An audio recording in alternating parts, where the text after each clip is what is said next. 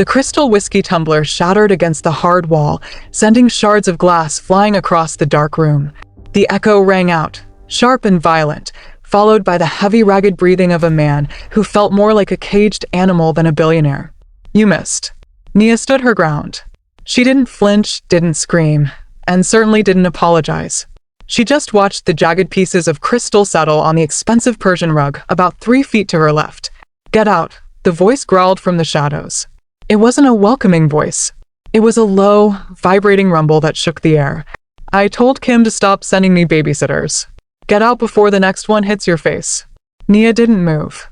She couldn't. Her landlord in Seoul had given her 3 days before he threw her things onto the street, and her family back in Lagos needed tuition money. Fear was a luxury she couldn't afford right now. You missed, she said again, keeping her voice steady, though her hands were shaking behind her back. You were aiming for the door handle. I can tell by the trajectory, but you threw it too wide. You missed by 6 inches to the left. Your aim is drifting, Mr. Han. It's embarrassing. Silence filled the room. The kind of silence that feels heavy, like the air before a thunderstorm. From the darkest corner of the penthouse, a figure stood up. Jae-Sun Han was terrifyingly tall, broad-shouldered, and wearing a suit that cost more than Nia's entire life's earnings.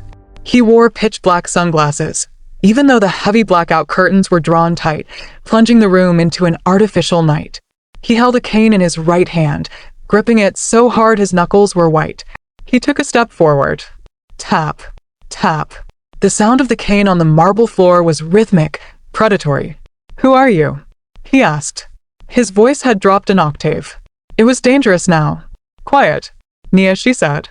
In the sensory rehabilitation specialist the agency sent. And I can fix your aim. Or, at the very least, I can stop you from destroying your own furniture like a toddler having a tantrum. He stopped. He tilted his head to the side, listening. It was animalistic, the way he focused on the sound of her breathing. A toddler, he repeated, the words tasting bitter in his mouth. You have an accent. African? Nigerian, Nia corrected. Does where I come from affect the fact that you are about to step on a piece of jagged glass with your left foot? Jae-Sun froze. His left foot hovered just an inch above a nasty shard of crystal. He hadn't known it was there. Put your foot down, Nia whispered, and you'll bleed. Step 3 inches to the right. Jae-Sun Han, the dragon of Seoul, the man who controlled half the shipping lanes in the Pacific, hesitated. For a split second, the crack in his armor showed. The absolute terror of the unknown. The humiliation of needing help. He hated it. The rage rippled off him in waves. Slowly, he moved his foot 3 inches to the right and set it down. Safe. He let out a breath, a sharp hiss of air. You're not afraid of me. I'm terrified of you, Nia admitted honestly. But I'm more afraid of being broke. And you need me. I need no one, he snapped, turning his back on her. Leave. The door is. Well, you know where the door is. Since I missed it. You have the Hangul Gala in 2 days, Nia said. She had done her research. The board of directors is trying to vote you out. They say the blast that took your sight made you weak. They say a blind dog can't lead the pack. If you don't walk into that ballroom on Saturday night and look them in the eye, if you stumble, if you look confused, if you show 1 second of weakness, they will eat you alive. He stiffened. She had struck a nerve. I can be your eyes, Mr. Han, she said, taking a step forward. The glass crunched under her shoe. I can navigate you through that room. I can tell you who is smiling, who is lying, and who is holding a knife. But you have to trust me. He turned back around slowly. He walked toward her, using the sound of her voice as a beacon. He didn't stop until he was looming over her, blocking out what little light existed in the room. He smelled like expensive scotch, sandalwood, and loneliness. Trust, he whispered, leaning down so his face was inches from hers. I don't trust anyone. The last person I trusted planted the bomb in my car. He reached out his hand. His fingers were cold, long, and trembling slightly. He wasn't trying to hurt her. He was trying to find her. Nia held her breath. His fingertips brushed against her cheekbone. It was shocking electric. His touch was ghost-light, tracing the line of her jaw, then moving down to her neck. Pulse is 120, he murmured. You say you're brave, Nia. But your heart sounds like a trapped bird. Brave isn't the lack of fear, she managed to say. It's doing the job anyway. He pulled his hand back as if had been burned. He walked over to his desk, fumbled for a moment until he found a folder and tossed it in her general direction. $20,000 a month, he said. Nia's jaw dropped. That was 4 times what the agency had quoted. But he continued, his voice hardening into steel. You move in tonight. You don't leave this penthouse unless I say so. You are my shadow. Where I go, you go. Bathroom, bedroom, boardroom. You are my eyes. And if you lie to me, if you tell me the sky is blue when it is gray, if you tell me a man is smiling when he is sneering, I will not fire you, Nia. I will destroy you. He paused, letting the threat hang in the damp air. Do we have a deal? Nia looked at the blind man standing in the dark, wearing a suit of armor to hide his wounds. She looked at the glass on the floor. We have a deal, she said. Guys, be honest in the comments right now. For $20,000 a month, would you sign a contract with a man who just threw a glass at your head? Let me know, because I think she might be crazy. And if you're enjoying the story so far, please smash that like button. It helps us keep the stories coming. The penthouse was a tomb. That was the only way to describe it. Nia moved in that evening with 2 suitcases and a heart full of regret. The entire top floor of the Han Tower was a sprawling mastery of modern architecture, floor-to-ceiling windows, marble floors, imported Italian leather couches.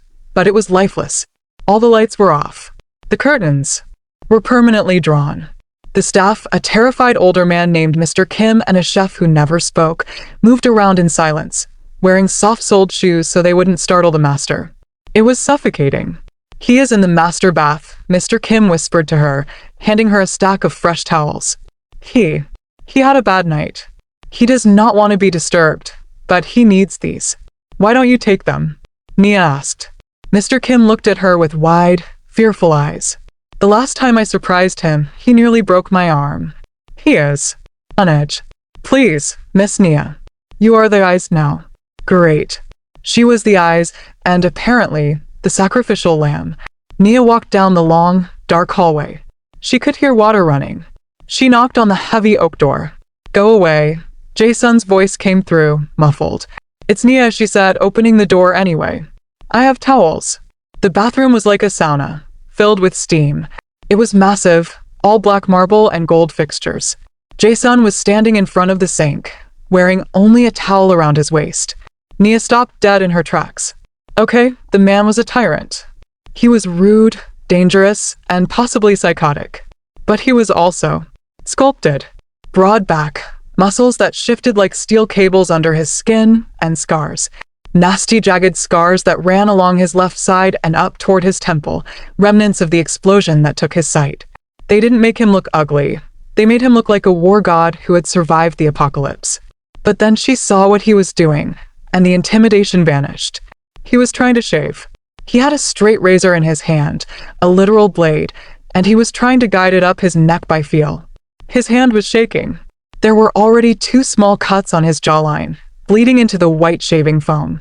He looked frustrated, his brow furrowed in concentration, trying to perform a simple task that he used to do without thinking. He brought the blade up again, but his angle was wrong. Stop! Nia rushed forward before she could think. He spun around, the razor slashing through the air. I said get out. You're going to slit your own throat, she snapped, grabbing his wrist. His skin was burning hot. He froze at her touch, his muscles locking up. He was strong, terrifyingly strong. If he wanted to, he could snap her wrist like a twig. But she didn't let go. Let go of me, he growled. I don't need your help. You have blood dripping onto your chest, Jae-sun, she said, using his first name for the first time. You have a meeting with the investors in 3 hours. Do you want to walk in there looking like you lost a knife fight with yourself? Or do you want to look like the dragon? He breathed heavily, his chest rising and falling against the humid air. He was fighting a war inside his head, pride versus necessity. Slowly, painfully slowly, his grip on the razor loosened. If you cut me, he whispered, a warning low in his throat, I will break your fingers. I won't cut you, she said softly.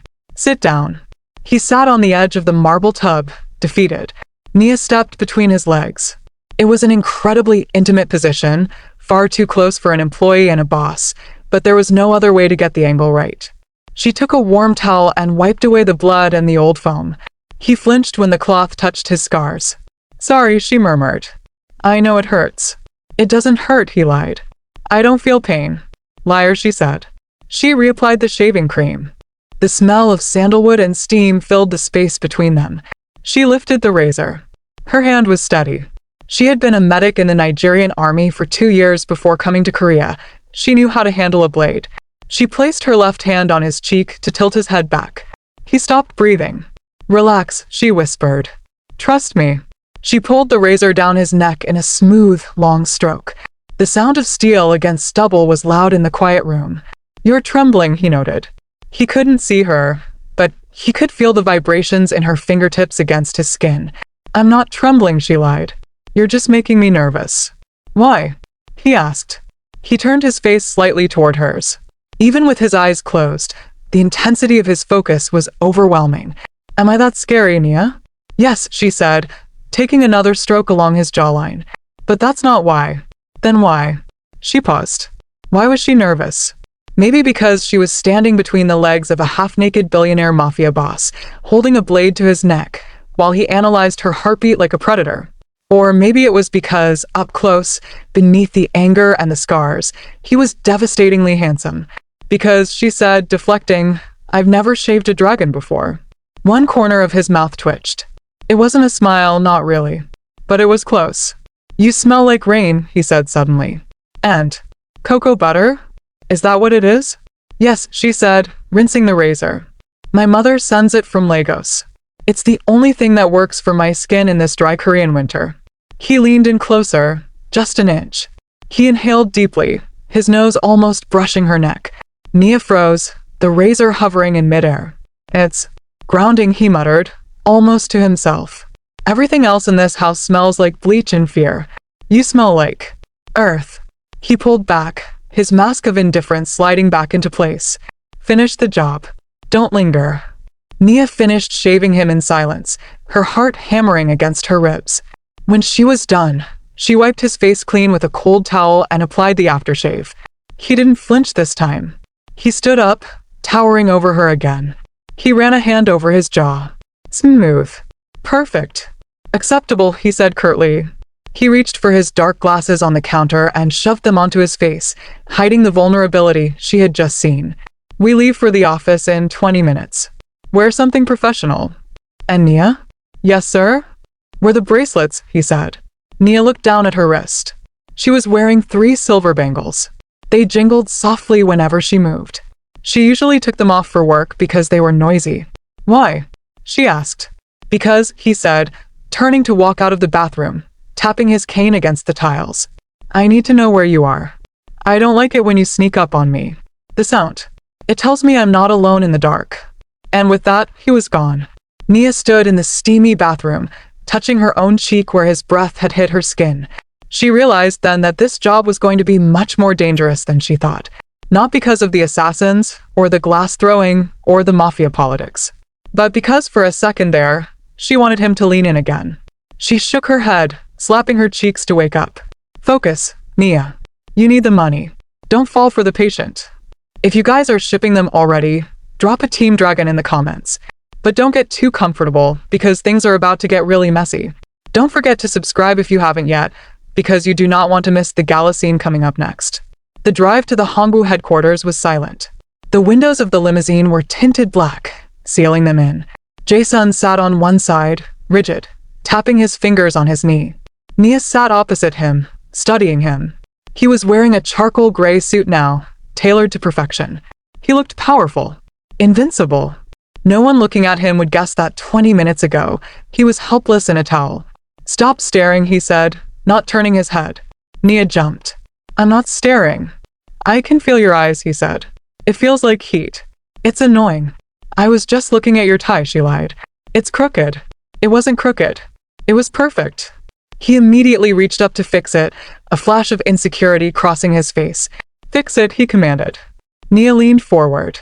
The car swerved slightly as they navigated the busy Seoul traffic, and she stumbled, her hand landing on his thigh to steady herself. The contact was electric. His muscle jumped under her palm. She snatched her hand back like Shed touched a live wire. Sorry, she gasped. The car. He didn't yell. He didn't pull away. He just turned his head toward her, the black lenses reflecting her own flustered face.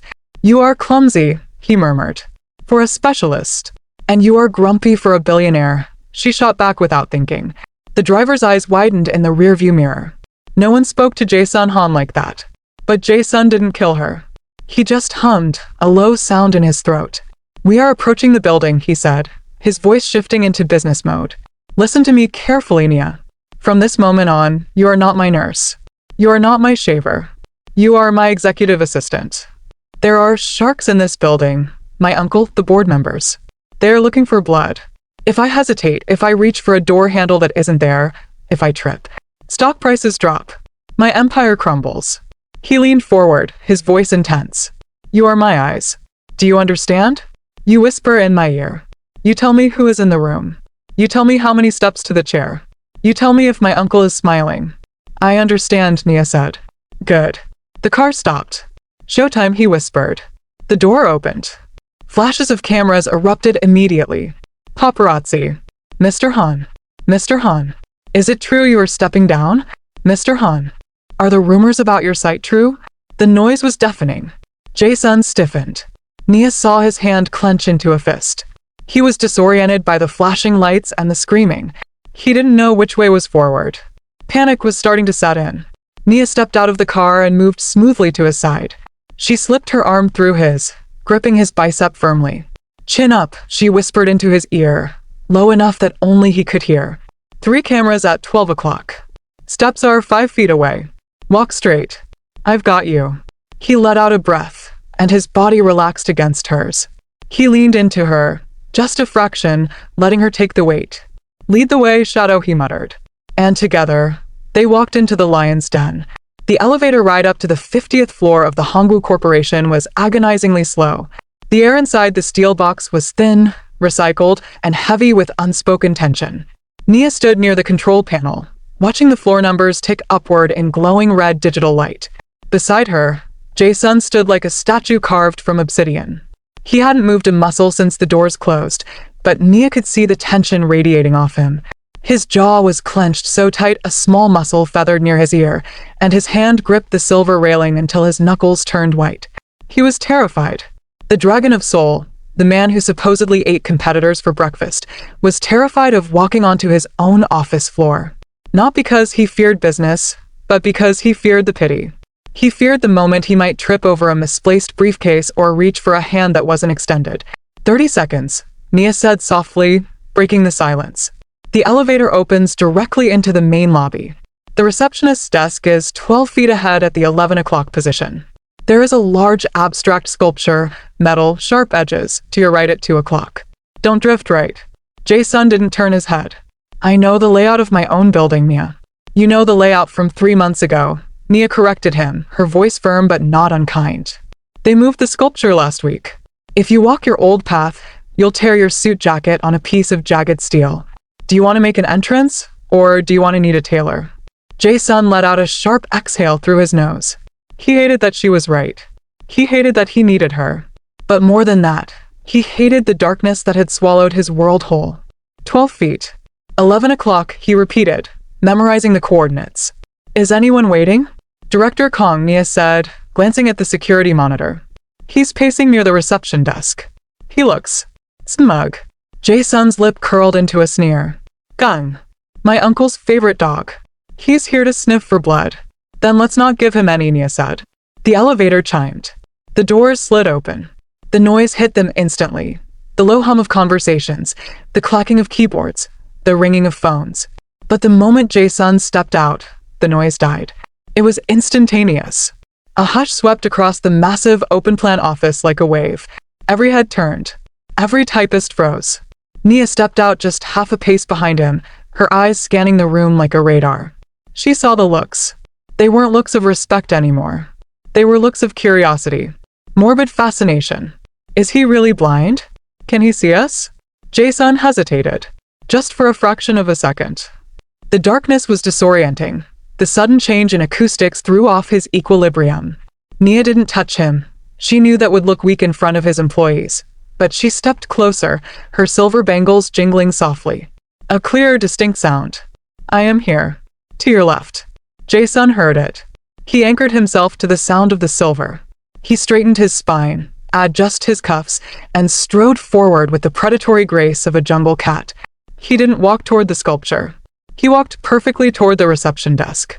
Director Kong, an oily man in a cheap suit, stepped forward with a fake smile plastered on his face. "Nephew," Kong boomed, extending a hand for a handshake. "We weren't expecting you in today. The rumors said you were indisposed." This was the first test. Kong had extended his hand silently. If Jae-Sun didn't take it, he would look rude or, worse, blind. If he groped for it, he would look pathetic. Nia spoke immediately, her voice low and sharp, pitched perfectly for Jae-Sun's ear. Handshake. Stomach level. 2 feet in front. Jae-Sun didn't miss a beat. He reached out and gripped Kang's hand firmly, squeezing hard enough to make the older man wince. "I'm never indisposed, Kong," Jae-Sun said, his voice ice cold. "I'm just selective about who I see. And frankly, your tie is hideous enough to make anyone want to close their eyes." A ripple of nervous laughter went through the office. Nia suppressed a smile. He couldn't see the tie, of course. He was bluffing. But it worked. The power dynamic shifted instantly. The dragon was back. Well, Kong stammered, pulling his hand back and rubbing his crushed fingers. "The board is meeting in 10 minutes. Since you're here, perhaps you should join us?" "We were discussing the leadership transition." "There is no transition," Jae-Sun said, walking past him toward the large double doors of his private office. "But it'll be there. Nia, bring the files." He didn't wait for an answer. He walked straight for his office door. Nia watched him, heart hammering, praying he wouldn't clip the door frame. He cleared it by an inch. As the heavy door slammed shut behind them, isolating them from the prying eyes of the staff, Jae-Sun crumbled. The facade vanished. He slumped against the door, his chest heaving, sweat beading on his forehead. He ripped the dark sunglasses off his face and threw them onto a nearby leather couch. "I hate them," he hissed, his eyes, unfocused and staring at nothing, blazing with fury. I could smell his cheap cologne. I could hear his heart rate spike when he thought I wouldn't see his hand. He thinks I'm a corpse walking. Nia set her bag down and walked over to him. She didn't offer pity. She offered a glass of water. "You did good," she said. "You scared him." "I guessed on the tie," Jae-Sun muttered, taking the water. His hand brushed hers, and he lingered for a second, grounding himself in the warmth of her skin before pulling away. "Was it actually hideous?" "It was yellow with polka dots," Nia said. "It was a crime against fashion." Jae-Sun let out a short, dry laugh. It was a rusty sound, like an engine that hadn't been turned on in years. "Good." He walked over to his massive executive chair and sat down, running his hands over the mahogany desk. This was his throne. But now, it felt like a cockpit he didn't know how to fly. "The meeting," he said, his voice tight again. "They are going to try to trap me, Nia. They will have documents, spreadsheets, projections. If I can't read them, they will vote for a vote of no confidence. They will strip me of my CEO title by lunch." He looked in her direction, his blind eyes searching for her silhouette. "I need you," he admitted, the words costing him a piece of his pride. "In that boardroom, you cannot be an assistant. You have to be my eyes. Can you do it?" Nia looked at the man who terrified an entire city, looking so small in his big chair. She thought about the $20,000. She thought about her brothers back home. But mostly, she thought about the way his hand had trembled when he touched her face. "I can do it," Nia said. "But we need a system. The whispering won't work if the room is quiet. They'll hear me. Then what?" Nia walked around the desk. She reached out and took his hand. He flinched, surprised, but didn't pull away. She turned his palm over and traced a line down his index finger. "Touch," she said. "If I tap your left hand once, the person speaking is lying. If I tap twice, they are telling the truth. If I squeeze your wrist, stop talking immediately." Jae-Sun focused on the sensation of her finger on his palm. It was distracting. It was intimate. It sent a jolt of electricity up his arm that had nothing to do with business. "And if I need to kill someone?" he asked, half joking, half serious. "Then you squeeze my hand," Nia said softly, "and I'll tell you where to aim. If you're loving the chemistry between these two, make sure you're subscribed to the channel. We have so much more drama coming up, and you don't want to miss the notification bell." The boardroom was a Shark Tank. 12 men and women in expensive suits sat around a long, polished obsidian table. The air conditioning was set too low, making the room feel like a meat locker. When Jae-Sun walked in, guided only by the soft jingle of Nia's bracelets, the conversation stopped dead. He took his seat at the head of the table. Nia sat to his right, a notebook open, looking every bit the diligent secretary. Under the table, out of sight, her hand rested lightly on his knee. "Let's begin," Jae-Sun said, his voice commanding the room. For the first 20 minutes, it was a slaughter. With Nia's subtle taps on his hand under the table, Jae-Sun navigated the conversation with terrifying precision. When the CFO tried to fudge the numbers on the shipping logistics, Nia tapped his hand once. "The numbers don't add up, Park," Jae-Sun snapped immediately. "Check the third quarter logistics again. You're bleeding money in the Busan port." The CFO went pale. How did you know?" "I see everything," Jae-Sun lied smoothly. But then Director Kong made his move. "This is all very impressive," Jae-Sun, Kong said, sliding a thick legal document across the slick table. "But we need your signature on the new merger authorization. It's time sensitive. The partners are waiting." The room went silent. This was the trap. If Jae-Sun signed it without reading it, he could be signing away his company. If he refused to sign, he admitted he couldn't read. If he asked his assistant to read it, he looked weak. Jae-Sun froze. He could feel the paper under his fingertips. It felt thick, dangerous. Under the table, Nia's hand gripped his knee hard. "Wait." Nia leaned forward, her voice ringing out clear and professional. "Director Kong, surely you didn't print this on the standard legal draft paper?" Kong blinked, confused. "What?" "Mr. Han specifically requested that all merger documents be drafted on the internal secure server first for digital review." Nia lied through her teeth, her face a mask of polite confusion. "You know he doesn't sign physical drafts until the digital encryption is verified. It's a security protocol. Did you forget?"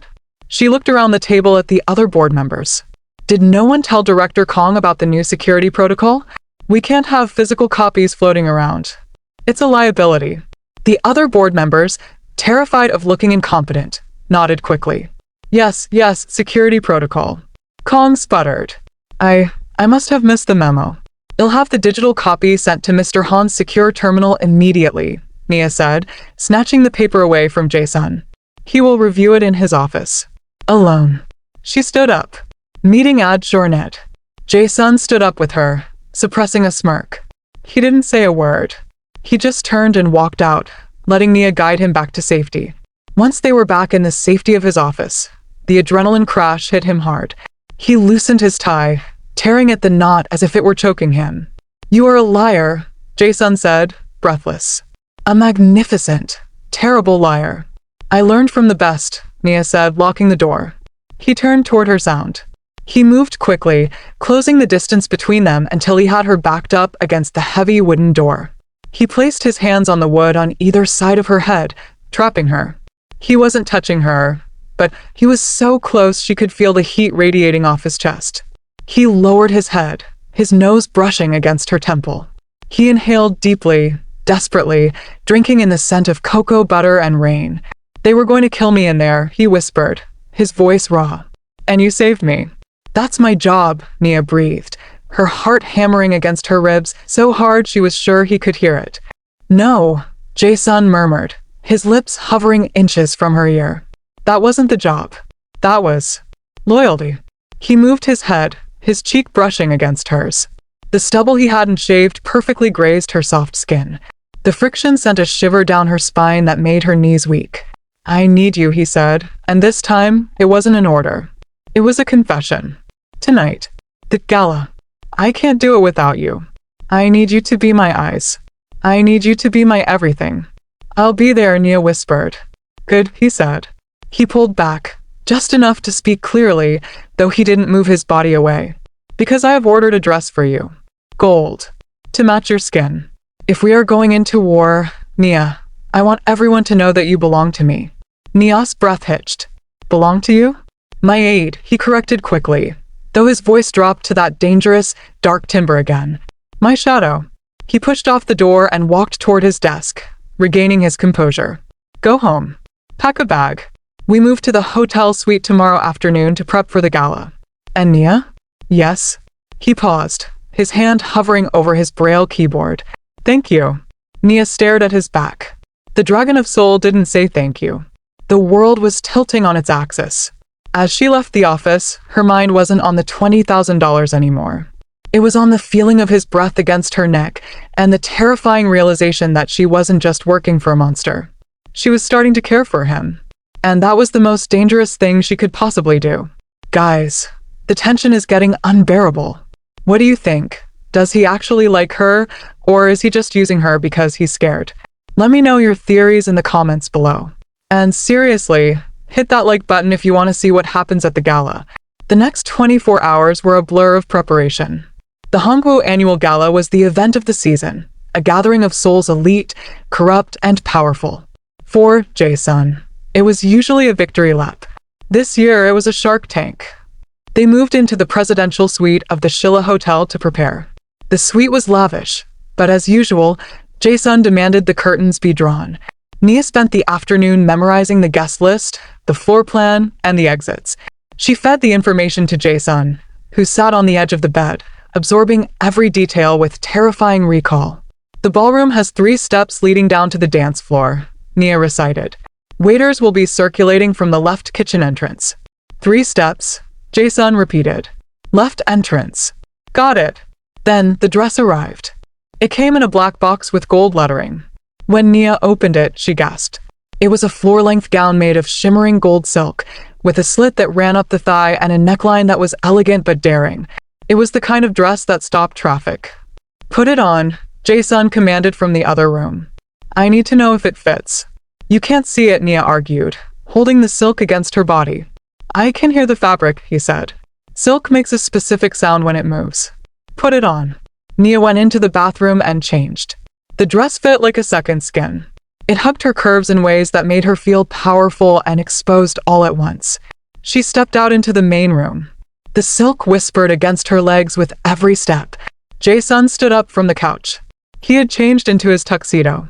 He looked devastating. The crisp black suit contrasted sharply with his pale skin and dark hair. He was wearing his dark glasses again.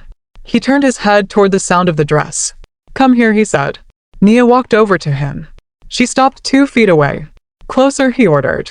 She stepped closer until the tips of her shoes touched his. Spin, he said. She spun. The dress flared out, the fabric rustling softly. Gold, he stated. He didn't ask, he just said it. How do you know? Nia asked. Because. Jae-Sun reached out and took her hand, bringing it to his lips. He kissed her knuckles, a courtly gesture that felt shockingly intimate. You feel like the sun. And the sun is gold. He dropped her hand abruptly, the moment of softness vanishing as quickly as it came. Put your earpiece in, he said, adjusting his cuffs. The car is waiting. Tonight, we don't just survive, Nia. Tonight, we remind them why they call me the dragon. Nia inserted the tiny invisible earpiece. I'm ready. Then lead the way, he said, extending his elbow for her to take. As they walked out of the suite toward the elevator that would take them down to the ballroom, Nia felt a shift. They weren't just boss and employee anymore. They were partners. Accomplices. But she didn't know that downstairs, waiting in the crowd, was a man who knew Jae-Sun's secret. A man who had been paid to make sure the dragon fell, literally and figuratively, in front of the entire world. The elevator dinged. The doors opened. The noise of 1,000 people hit them. Showtime, Jae-Sun whispered. And they stepped into the light. The ballroom of the Shilla Hotel was a galaxy of crystal chandeliers, velvet drapes, and the kind of suffocating wealth that made the air feel thin. A string quartet played in the corner, the music floating over the low hum of gossip and clinking champagne glasses. To anyone else, it was a party. To Nia, it was a battlefield. She tightened her grip on Jae-Sun's arm as they stood at the top of the grand staircase. Below them, hundreds of faces turned upward. The whispers started immediately, a collective hiss of judgment. They were looking at the dragon, searching for cracks in his armor. They were looking at the scar on his temple. And they were looking at the woman in the gold dress standing beside him. 3 steps down, Nia whispered, her voice a calm anchor in his ear. First step is 6 inches deep. Take it on your left foot. Jae-Sun moved without hesitation. He descended the stairs with the regal arrogance of a king who owned the ground beneath his feet. He didn't look down. He looked straight ahead, his dark glasses reflecting the chandeliers, his face impassive. Second step, Nia murmured. Third step, floor is level. 12 o'clock is clear for 20 feet. They reached the bottom of the stairs. A waiter approached with a tray of champagne. Waiter at 10 o'clock, Nia said quickly. Tray is high. Don't swing your left arm. Jae-Sun tucked his elbow in smoothly, missing the tray by a fraction of an inch. He looked untouchable. Dance with me, he said suddenly. Nia stumbled slightly. What? Everyone is staring, Jae-Sun murmured, leaning his head toward her as if sharing a lover's secret. If we stand here, they will approach us. They will want to test me. But if we dance, they have to wait. And I need to feel the room before I talk to them. I don't know if that's a good idea, Nia whispered back, scanning the crowd. It's crowded. Do you trust me? Nia looked up at him. His jaw was set, but his hand on her arm was gentle. Yes. Then guide me. He pulled her onto the dance floor. The quartet shifted into a slow waltz. Jae-Sun placed one hand on her waist, his touch burning through the thin silk of her dress, and took her right hand in his. This is dangerous, Nia breathed as he swept her into the turn. Life is dangerous, Nia, he replied, his voice low and husky. At least this has music. They moved together in a silence that screamed louder than the orchestra. For a blind man, he led with terrifying precision. He relied entirely on the tension in her frame. When she stiffened, he slowed. When she relaxed, he spun her. Director Choi is at 4 o'clock, Nia reported, her cheek brushing against his lapel. He looks nervous. He's sweating. Good, Jae-Sun said. Choi owes me money. Let him sweat. Your cousin is at 9 o'clock. She's staring daggers at me. She's jealous, Jae-Sun murmured, pulling Nia closer until their bodies were pressed flush against each other. She knows she'll never look as good in gold as you do. Nia's breath hitched. The compliment caught her off guard. She looked up at his face, shielded by the dark glasses, wishing she could see his eyes. For a moment, the room fell away. The hostility of the crowd faded. There was just the warmth of his hand on her waist and the smell of sandalwood. You're doing it again, Jae-Sun whispered. Doing what? Your heart, he said. It's beating against my chest. It's fast. It's the dancing, Nia lied. Is it? He lowered his head, his lips brushing her ear. Or is it because you realize that right now, in front of all these people, you're the only thing holding me up? I think you hold yourself up just fine, Jae-Sun, she replied softly. The music swelled to a crescendo. He spun her one last time, dipping her slightly. It was a power move. A statement. I am the dragon. I am not broken. And this woman is mine. As the song ended, polite applause rippled through the room. Jae-Sun straightened, adjusting his jacket. Now, he said, his voice hardening back into business mode. Let's go greet the vultures. For the next hour, they were a perfect machine. Nia was his radar, whispering names and details before people even extended their hands. Jae-Sun charmed, threatened, and negotiated with a smile that didn't reach his eyes. He was winning. The rumors of his weakness were evaporating with every firm handshake and sharp retort. But then the inevitable happened. Mr. Han. A voice boomed. It was an elderly senator, a man with too much power and too little patience. A word in private, please? Jae-Sun stiffened. Senator. Of course. Alone, the senator insisted, eyeing Nia with disdain. This is family business. Jae-Sun hesitated. His hand tightened on Nia's arm. He didn't want to let go. To let go was to go blind again. It's okay, Nia whispered, tapping his hand twice, the signal for safe. I'll wait by the bar. It's 10 feet behind you. Straight line. Jae-Sun reluctantly released her. Don't go far. If I call you, I'll be there, she promised. She watched him walk away with the senator, counting his steps to ensure he didn't trip. Once he was seated safely in a private alcove, Nia let out a breath she had been holding for 2 hours. She retreated to the bar, needing a moment of peace. She ordered a sparkling water and leaned against the velvet counter, watching the room. So, a slurry voice spoke from her left. You're the new seeing eye dog. Nia stiffened. She turned to see a young man in a flashy white tuxedo. He was holding a scotch glass that was nearly empty. She recognized him from the dossier, Min-ho, the son of a rival shipping magnate. A spoiled prince with a reputation for cruelty. Excuse me? Nia said, her voice cool. The dragon's pet, Min-ho sneered, stepping into her personal space. He looked her up and down, his eyes lingering on the slit in her dress with crude entitlement. My father says Jae-Sun is finished. Says he's keeping a pretty little foreign thing around to distract us from the fact that he's a cripple. Nia set her glass down. I think you've had enough to drink, sir. I suggest you walk away before you embarrass yourself. Minho laughed, a wet, ugly sound. Embarrass myself? You're the help. You don't tell me what to do. He reached out and grabbed her wrist. His grip was wet and tight. Let go, Nia warned, trying to pull her hand back. Come on, Minho leered, pulling her closer. Why don't you show me what you do for him in private? I bet I pay better than a blind man. I said let go. Nia snapped. She twisted her arm, using a military self-defense technique to break his grip, but he was heavier than he looked and stumbling drunk. He grabbed her other arm, pinning her against the bar. Don't play hard to get, he hissed. You're just a... Suddenly, Minho stopped speaking. His eyes went wide. His mouth opened, but no sound came out. Because a hand, large, pale, and trembling with lethal rage, had clamped onto the back of his neck. Jae-Sun was there. He hadn't been watching. He couldn't see the struggle. But through the earpiece, he had heard the shift in Nia's breathing. He had heard the distress in her voice. And he had crossed 30 feet of crowded ballroom in 10 seconds, navigating by pure, blind fury. Mr. Han. Minho choked out, trying to squirm away. Jae-Sun didn't speak. He just squeezed.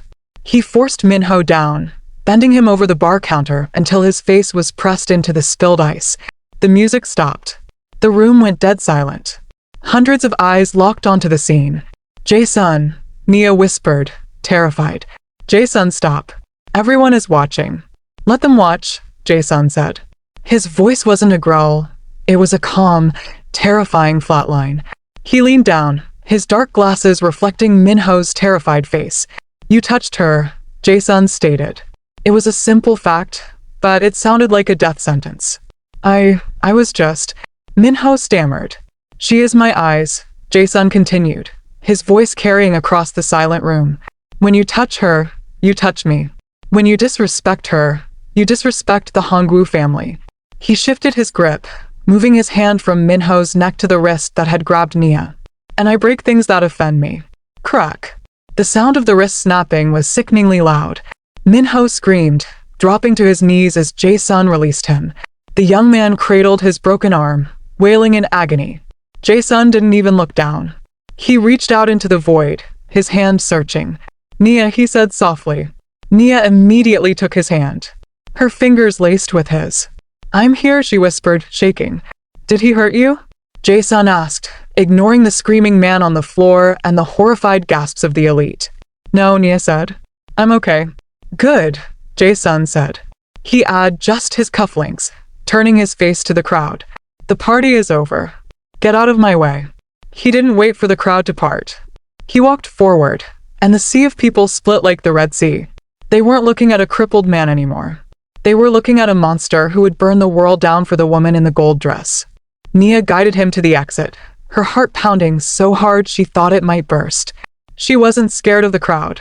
She wasn't even scared of what he had just done. She was scared by how safe she felt with his hand crushing hers. If that scene didn't give you chills, I don't know what will. That is the definition of touch her and die. If you are loving this darker, protective side of Jae-Sun, please subscribe to the channel right now. We are heading into the climax, and trust me, the storm is just beginning. The ride back to the penthouse was silent, but it wasn't the awkward silence of the morning. It was charged. The air in the car felt thick with adrenaline. Outside, the weather had turned. A torrential storm was hammering Seoul. Rain lashed against the blacked-out windows, and flashes of lightning illuminated the interior of the car in brief, strobe light bursts. Jae-Sun sat in the corner, staring at nothing. His chest was heaving. He was coming down from the violence, and the crash was brutal. You shouldn't have done that, Nia said softly. The board will use it against you. Assaulting a shareholder's son. He touched you, Jae-Sun said. That was his only defense. As if it explained everything. As if it justified murder. Jae-Sun. Stop, he snapped, running a hand through his hair, messing up the perfect styling. Don't tell me I was wrong. I couldn't see Nia. I heard your breath change. I heard him grab you. I was helpless. For 10 seconds, I was trapped in the dark while some animal put his hands on you. Do you have any idea what that felt like? He turned his head toward her. He took off his glasses. His eyes, usually hidden, looked glassy and haunted in the dim light. I wanted to kill him, he confessed, his voice breaking. Not for business. Not for pride. Because he made you afraid. And I promised. I promised you would be safe with me. Nia reached out across the seat. She placed her hand on his cheek. I am safe, she whispered. You saved me. He leaned into her touch, closing his eyes. He looked exhausted. The dragon was gone. Only the man was left. Take me home, he whispered. I'm tired of the noise. The car pulled up to the Han Tower private entrance. The storm was raging now, wind howling through the skyscrapers. The driver opened the door with an umbrella, but the rain was sideways, soaking them instantly as they ran for the lobby. They stepped into the private elevator, dripping wet. Nia's gold dress clung to her skin. Jae-sun's hair was plastered to his forehead. Mr. Kim will have tea ready, Nia said, trying to normalize the situation as the elevator climbed. And a fire. You need to warm up. I need whiskey, Jae-sun corrected. The elevator chimed at the penthouse floor. The doors slid open. But instead of the warm glow of the foyer lamps, they were met with absolute, suffocating darkness. Nia stepped out, frowning. Mr. Kim? The lights are out. She reached for the wall switch. Click. Click. Nothing. Power outage? She guessed. Because of the storm? Jae-sun stood in the doorway of the elevator. He didn't move. He tilted his head, his body going rigid. No, he whispered. The backup generator should have kicked in instantly. The security system runs on a separate grid. He sniffed the air. Nia, he said, his voice dropping to a terrified whisper. Get back in the elevator. What? Gunpowder, he said. Fresh. Before Nia could move, a flash of lightning illuminated the massive living room. In the split second of light, Nia saw them. 3 men, dressed in tactical black gear, night vision goggles strapped to their faces, silenced pistols raised. They were standing over the body of the security guard. Run! Jae-sun roared, shoving Nia backward. Phut! Phut! 2 bullets thudded into the elevator door frame, inches from Nia's head. Sparks flew. Jae-sun didn't retreat. He lunged forward into the dark room, swinging his heavy cane like a mace. He wasn't running away. He was creating a distraction. Jae-sun! Nia screamed, scrambling out of the elevator as the doors tried to close. She couldn't leave him. He was blind. They had night vision. It was a slaughter waiting to happen. She rolled onto the marble floor, diving behind a heavy sofa just as another bullet shredded the cushion above her head. The room was pitch black again. The only light came from the red glowing eyes of the assassin's goggles. They could see everything. Nia and Jae-sun could see nothing. He's blind. One of the assassins called out, his voice muffled by a mask. Take him out first. The girl is hiding by the couch. Nia's heart stopped. They knew. She looked across the room. She couldn't see Jae-sun, but she heard his heavy breathing somewhere near the fireplace. He was pinned down. He was going to die. Unless... Nia looked up at the ceiling. Above the center of the room was the industrial fire suppression system. The sprinklers. If she could trigger them, it wouldn't just rain water. In a building this high-tech, it would dump chemical suppressant fog. Thick. White. Opaque. It would blind the night vision goggles. Jae-sun. Nia screamed into the darkness. 12 o'clock. Hi. Shoot the pipe. There was a pause. The assassins turned toward her voice, aiming their weapons. But Jae-sun didn't hesitate. He didn't ask why. He trusted her eyes. He pulled the gun he kept taped under the grand piano, the one Nia had found on her first day cleaning, and fired blindly into the ceiling. Bang! A hiss filled the room. Then a roar. Thick, white chemical fog blasted down from the ceiling, filling the room in seconds. The red eyes of the night vision goggles vanished in the whiteout. The assassins started shouting, confused, ripping off their masks. They couldn't see a thing. The fog was too dense. The room was plunged into a new kind of blindness. A white void. Nia coughed, pulling her dress over her nose. She couldn't see her hand in front of her face. But from the center of the fog, she heard a sound. Tap. Tap. The cane. Jae-sun's voice drifted through the mist, cold and calm. Gentlemen, he whispered. Welcome to my world. The dragon was in his element now. And he was hungry. The room was a white void. The chemical fog hissed as it settled, thick and suffocating, reducing visibility to zero. Even the high-tech night vision goggles the assassins wore were useless now. The infrared light just bounced off the dense particulate matter, blinding them with white noise. For the three men in tactical gear, it was a nightmare. They were disoriented, coughing, spinning in circles with their weapons raised, terrified of the shadows. But for Jae-Sun, nothing had changed. He stood perfectly still near the piano. He didn't need to see. He had spent 3 months mapping this room in the dark. He knew that the coffee table was 4 steps to his left. He knew the marble pillar was 2 steps back. And he knew exactly where the assassins were. He could hear the heavy, panicked breathing of the man near the window. Huff, huff. He could hear the shifting of boots on broken glass near the elevator. Scritch. He could hear the faint electronic whine of their malfunctioning goggles. Jae-Sun moved. He didn't run. He flowed. He stepped out of his shoes, moving in his socks to be silent.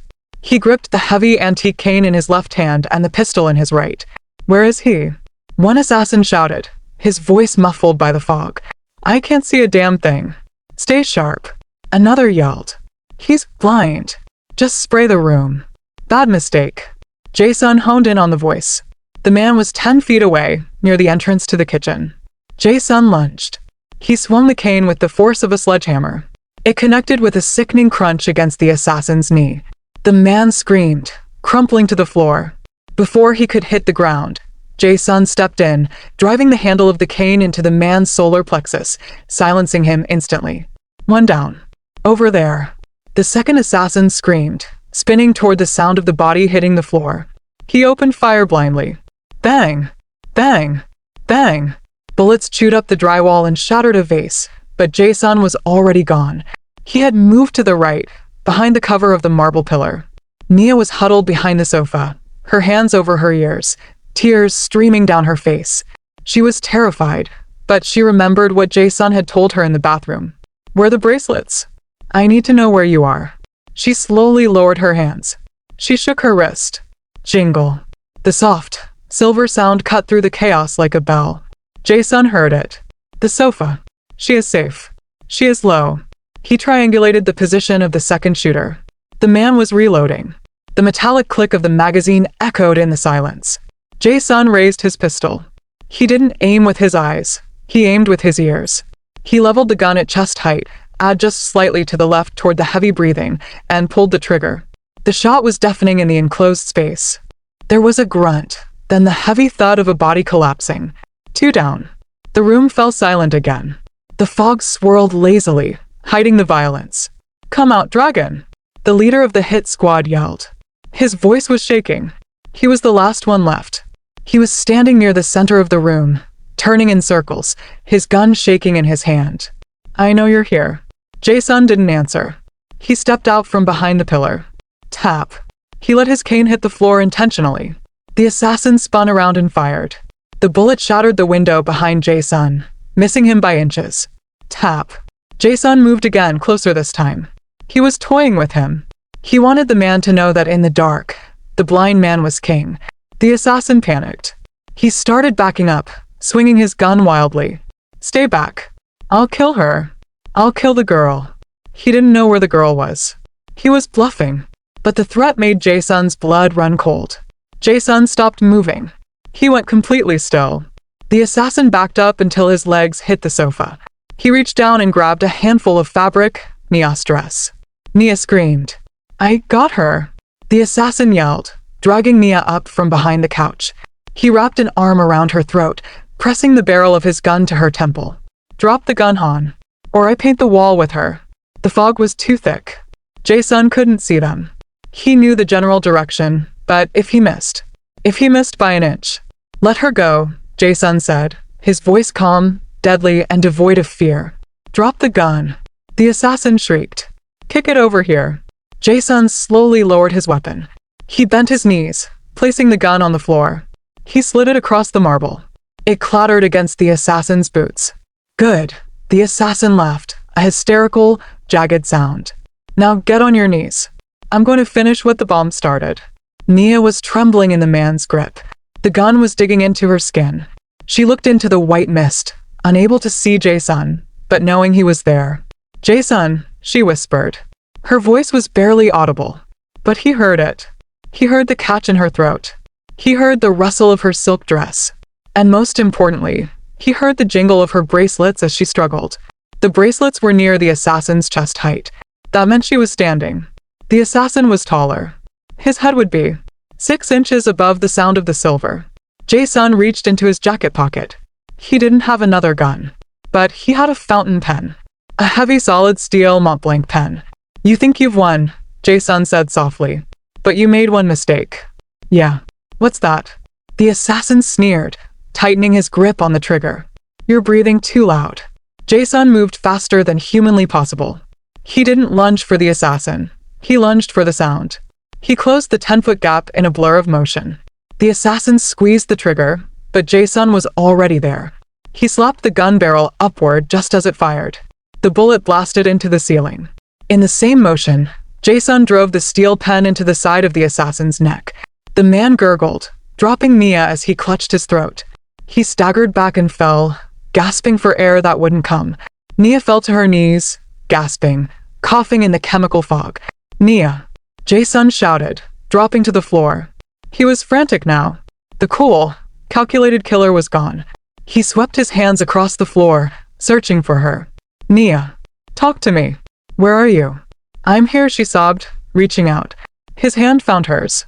He pulled her into him with desperate force, burying his face in her neck, his hands running over her arms, her back, checking for bullet holes. Did he hurt you? He demanded, his voice cracking. Tell me he didn't touch you. I'm okay, Nia cried, clinging to his soaked suit jacket. I'm okay. You got him. You got them all. Jae-Sun let out a shuddering breath. He wrapped his arms around her, rocking her back and forth in the swirling white mist. I thought I lost you, he whispered into her hair. I couldn't see. I couldn't see. You didn't need to see, Nia whispered back, pulling back to look at his face. His sunglasses were gone. His eyes were wide and unfocused, but they were looking right at her. You saw everything. Sirens wailed in the distance, getting louder. The police were coming. But in that moment, sitting on the floor of a ruined penthouse surrounded by bodies and fog, the Dragon of Seoul didn't care about the law. He just held onto his Nigerian Aide as if she were the only anchor left in the world. Guys, take a deep breath. I think I stopped breathing for that entire scene. If your heart is racing as fast as mine, hit that subscribe button right now. We are heading to the finale, and you need to see how this ends. The next few hours were a chaotic haze of flashing blue lights, police questions, and paramedics. Jae-Sun refused to let the medics touch him until they had checked Nia. He sat on the back of an ambulance, a blanket draped over his shoulders, his face grim. He looked like a fallen king, bruised, bloody, but unbroken. Nia walked over to him. The paramedics had cleaned a small cut on her cheek, but otherwise, she was unharmed. They want to take you to the hospital, Nia said softly. Your hand is bleeding. Jae-Sun looked down at his right hand. His knuckles were split from punching the assassin. He hadn't even noticed. I'm not going, he said stubbornly. I have to deal with the police. I have to clean this up. The lawyers will handle the police, Nia said, stepping between his legs just like she had in the bathroom that morning. She took his damaged hand in hers. You are going to the hospital. And not just for your hand. Jae-Sun frowned. What are you talking about? The doctor, Nia said. Dr. Park. He called me while you were giving your statement. He saw the medical scans from the ambulance. She paused, her thumb tracing the back of his hand. He thinks the trauma to your head. The adrenaline. It might have shifted the pressure on your optic nerve. He thinks there's a chance, Jae-Sun. A real chance. He wants to operate tonight. Jae-Sun went still. He pulled his hand away. No, he said sharply. I've had 5 surgeries. None of them worked. I'm not doing it again. I'm not waking up in the dark again with false hope. I'd rather stay blind. Look at me, Nia commanded. I can't. Jae-Sun yelled, his voice breaking. That's the point, Nia. I can't look at you. I can smell you. I can hear you. I can feel you. But I can't see the one thing I want to see most. He turned his face away, ashamed of the outburst. I am tired of the dark, he whispered. But I am more tired of the disappointment. Nia reached out and turned his face back toward her. She leaned in and pressed her forehead against his. You won't be alone this time, she promised. I will be there when you go under. And I will be there when you wake up. If it's dark, We will be in the dark together. But you have to try. For you. For us. Jae-sun froze. Us? Nia didn't answer with words. She leaned forward and pressed a soft, lingering kiss to his cheek, just below the rim of his dark glasses. Please, she whispered. Jae-sun sat there for a long moment, the chaos of the crime scene fading into the background. He listened to her heartbeat. It was steady. Strong. He let out a long sigh. Fine, he said. Call the doctor. But if I wake up and you aren't holding my hand, I'm firing you. Nia smiled, tears pricking her eyes. Deal. 1 month later. The hospital room was bright. Sunlight poured in through the open windows, smelling of spring and fresh linens. Jae-sun sat on the edge of the bed. He was dressed in casual clothes, a soft gray sweater and dark pants, stripping away the armor of his suits. His head was wrapped in heavy gauze bandages, covering his eyes. He was tapping his foot nervously. Stop tapping. Nia's voice came from the chair beside him. You're making Dr. Park nervous. I'm not nervous, Dr. Park laughed, adjusting his instruments. But Mr. Han, I need you to sit still. We're ready. Jae-sun froze. His hand shot out blindly. Nia? I'm here, she said immediately, taking his hand. Her grip was warm, familiar. The anchor. Okay. Jae-sun exhaled. Do it. Dr. Park stepped forward. I'm going to cut the bandages now.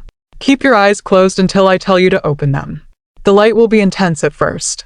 Snip. Snip. The sound of the scissors was loud in the quiet room. The pressure around Jae-sun's head released. The layers of gauze fell away, leaving his face bare to the cool air. He looked vulnerable. Without the glasses, without the bandages, the scars around his temples were visible, but they had healed. They were faint white lines now, a map of his survival. Okay, Dr. Park said softly. Slowly. Open your eyes. Jae-sun squeezed Nia's hand so hard it hurt. He took a shaking breath. He opened his eyes. At first, there was only white. Blinding, searing white pain. He groaned, squeezing his eyes shut again. It's okay, Nia soothed, rubbing his thumb. Take your time. Blink. He tried again. He fluttered his lashes. The white started to fade into shapes. Shadows. Colors. It was blurry, like looking through frosted glass. But it was there. Light. He blinked again. The shapes sharpened. He saw the blue of the doctor's scrubs. He saw the wood grain of the floor. And then he turned his head to the right. The blur resolved into a figure. She was wearing a yellow dress today, bright like the sun. Her skin glowed in the natural light, rich and deep. Her hair was pulled back in braids that fell over her shoulder. She was looking at him with wide, hopeful eyes. Jae-sun stopped breathing. He stared. He just stared. He catalogued every inch of her face. The curve of her nose, the fullness of her lips, the small scar on her chin he had felt but never seen. Jae-sun? Nia whispered, terrified by his silence. Can you see? Jae-sun slowly lifted his hand. His depth perception was off, so he moved carefully. He reached out and touched her cheek. His visual memory merged with his tactile memory. Gold, he rasped, his voice rough with emotion. Nia let out a sob, covering her mouth with her hand. You're wearing gold, he said, a smile breaking across his face, a real smile, one that reached his eyes for the first time in years. I knew it. I knew you looked like the sun. It's yellow, Nia laughed through her tears. But close enough.